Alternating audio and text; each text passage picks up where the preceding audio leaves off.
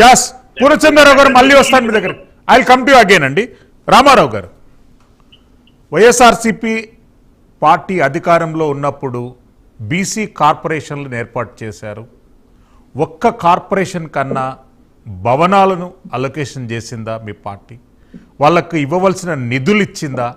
కనీసం ఒక xerox paper తీసుకోవాలన్నా కానీ పక్క ఆఫీస్కి పోయి తీసుకునేటటువంటి దౌర్భాగ్య పరిస్థితులలో బీసీ కార్పొరేషన్లను పెట్టినటువంటి చరిత్ర వైఎస్ఆర్సీపీది. ఎందుకట్లా? వైఎస్ఆర్ కాంగ్రెస్ పార్టీ బీసీ సాధికారిత సాధించాలని, అట్లాగే బీసీ కులాలకు విడివిడిగా కార్పొరేషన్ ఏర్పాటు చేసి స్ట్రక్చర్ ని ఏర్పాటు చేసి ముందుకు తీసుకురావడం జరిగింది. మరి ఆ రోజు ఉన్నటువంటి కరోనా పరిస్థితి, ఆ రోజు ఉన్నటువంటి డీబీటీ పద్ధతి ద్వారా వచ్చినటువంటి పథకాలన్నింటినీ కూడా ఈ యొక్క బీసీ కార్పొరేషన్లు, ఏదైతే కుల కార్పొరేషన్ సంబంధించినటువంటి చైర్మన్ డైరెక్టర్లు వాండరింగ్ చేసే విధంగా చేయూత కానీ చేదోడు కానీ ఇంకా అనేక కార్యక్రమాల్లో వీళ్లకు ప్రాధాన్యత కల్పించి కలెక్టరేట్ మీటింగ్ లో కానీ ఈ యొక్క బీసీ కులాలకు సంబంధించినటువంటి సమస్యలను మానిటరింగ్ చేయడానికి ఏ జిల్లా కలెక్టర్ ఆధ్వర్యంలో ఎక్కడెక్కడ సమావేశాలు జరిగినా కూడా ఆయా జిల్లాలో చైర్మన్ ఉంటే చైర్మన్ లేదా డైరెక్టర్ ఉంటే డైరెక్టర్. రామారావు గారు దయచేసి దయచేసి రామారావు గారు ప్లీజ్ వేరేలు రాసిచ్చిన స్క్రిప్ట్ చదవకండి. మీరు మాట్లాడే ప్రతి మాటను బీసీ సోదరులు వింటున్నారు. వైఎస్ఆర్ జగనన్న చేదోడు నాయి బ్రాహ్మణులకు మీరు కేంద్ర ప్రభుత్వం స్కీమును కన్వర్ట్ చేసి వైఎస్ జగనన్న తోడా అండి? ఎంత దుర్మార్గం అండి! ఆ జగనన్న ఎవరండి? ఎవరి పేరు పెట్టుకోవాలండి? ఎందుకు పెడతారండి? వాళ్ళ పథకాలకు ఏదైనా పెడతారండి అటువంటి పేరు? కేంద్ర ప్రభుత్వ నిధులను మీరు డైవర్ట్ చేయడమే కాకుండా బీసీలకు సపరేట్ ఫండ్స్ అలొకేషన్ లేకుండా పథకాల పేర్లు మార్చి వైఎస్ జగనన్న చేదోడా నాయి బ్రాహ్మణ సోదరులకు ఇచ్చేటటువంటి సహకారాన్ని ఎవరిచ్చారండి మీకు ఆ అధికారం పేర్లు పెట్టమని చెప్పి? మీరు స్క్రిప్ట్ చదవద్దండి, నేను అడిగిన ప్రశ్న జవాబు చెప్పండి.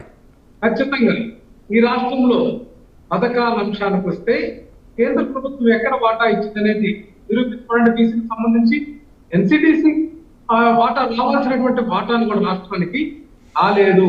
దాన్ని ఏదైతే అంతకుముందు తెలుగుదేశం పార్టీ హయాంలో ఉన్నటువంటి ఏదైతే sheep and goat federation chairmans చేసినటువంటి డ్యూటీ వల్ల ఆ ఎన్సిటిసి నిధులను వాడుకోవడానికి కూడా చూసినటువంటి ఆ యొక్క న్యాయస్థానాల్లో ఉన్నటువంటి వివాదాలు కూడా కూడినటువంటి పరిస్థితుల్లో కూడా ప్రతి ఒక్క బీసీ సోదరులకు కానీ లేకపోతే పేద వర్గాలకు కానీ సంక్షేమం ఉండాలనేటువంటి లక్ష్యంతో పనిచేసినటువంటి వ్యక్తి జగన్మోహన్ రెడ్డి గారు. నేనేమంటున్నానంటే 2.5 సంవత్సరాల కరోనా కష్టకాలాన్ని ఎదుర్కొని ఒక స్ట్రక్చర్ ఏర్పాటు చేసి ముందుకు తీసుకెళ్తే 2 సంవత్సరాల తెలుగుదేశం పార్టీ ఏం చేసిందండి?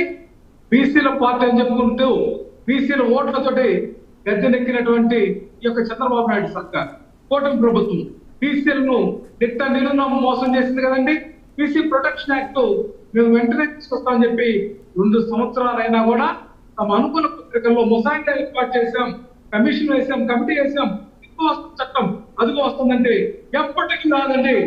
చంద్రబాబు నాయుడు గారి కుతంత్రాలు, కుట్రలు, క్షుద్ర రాజకీయాలు చేసిన ఏ వ్యక్తి కూడా బీసీ రక్షణ చట్టం తీసుకొస్తారు నమ్మే పరిస్థితి లేదు. ఈ రోజు గ్రామాల్లో గొర్రెల కాపర్లు మా ప్రకాశం జిల్లాలోని ఈదిమూడిలో చంద్రబాబు నాయుడు గారి సామాజిక, లేకపోతే చీఫ్ సెక్రటరీగా ఉన్నటువంటి సాయి ప్రసాద్ గారి సామాజిక వర్గీయులు ఎండాకాలంలో పొలంలో గొర్రెలు వాళ్ళ సంబంధం లేనటువంటి పొలాల్లో తిరుగుతున్నా కూడా స్థానిక రూరల్ సిఐ ఆధ్వర్యంలో పోలీసుల ఆధ్వర్యంలో కౌంటర్ కేసులు పెట్టి వాళ్ళు బెదిరించి అదిరించి లొంగ తీసుకొని బానిసత్వానికి చేరువగిస్తున్నారు. ఇంకోటి, చంద్రబాబు నాయుడు గారి బానిసత్వ రాజకీయాలకు అనువాద సిద్ధాంతాలకు ఆయన అలవాలము, ఆయన నిలయమైన దానికి పిల్లలు కానండి 30,000 ఇస్తా, 40,000 ఇస్తా, ఇద్దరు కానండి, ముగ్గురు కొనండి, నలుగురు కొనండి ఏమంటే ఆయన కనొచ్చు కదా, వాళ్ళ కొడుకు చేత కలిగించు కదా, లేదా వాళ్ళ కుమార్తె టైం అయిపోతే అలా మనోడు సబ్జెక్ట్ డైవర్ట్ అవుతుంది. రామారావు గారు ప్లీజ్, నేను అడిగిన ప్రశ్నకు తప్ప అన్ని మాట్లాడుతున్నారు. మీకు స్క్రిప్ట్ ఎవరు రాసిచ్చిర్రో ఆ స్క్రిప్ట్ రాసిచ్చిన వాళ్ళు కొద్దిగా సబ్జెక్ట్ కంటెంట్ రాసిస్తే బాగుండేదండి. నో రామారావు గారు, అది అవుట్ ఆఫ్ సబ్జెక్ట్ అండి.